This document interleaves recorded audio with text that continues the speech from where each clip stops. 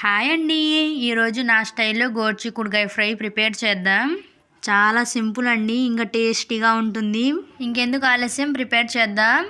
గోరుచిక్కుడుకాయల్ని ముందుగానే ఒలిచి పెట్టుకున్నాను. ముక్కలు మునిగి 2 అంగుళాలు పైగా నీరు వేసుకోవాలి.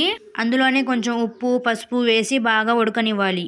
సగం చిప్ప ఎండు కొబ్బరి బరకగా గ్రైండ్ చేసుకోవాలి. అందులోనే 6-7 పచ్చిమిర్చి వేసి మెత్తగా గ్రైండ్ చేసుకోవాలి. ప్యాన్ లో ఆయిల్ వేసి మినప్పప్పు, జీలకర్ర, ఆవాలు, కట్ చేసుకున్న ఉల్లిపాయ తరుగు, కరివేపాకు, ఉప్పు, పసుపు వేసి బాగా ఫ్రై చేసుకోవాలి.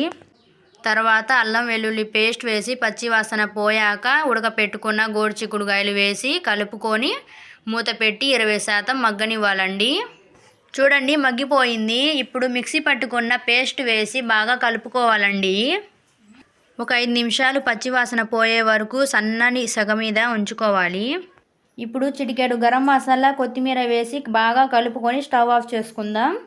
నేను చేసే విధంగా ఒక్కసారి ట్రై చేయండి, అసలు చాలా బాగుంటుందండి. నచ్చితే లైక్ చేయండి, షేర్ చేయండి, సబ్స్క్రైబ్ చేయండి. బాయ్ బాయ్, మరో వీడియోలో కలుద్దాం.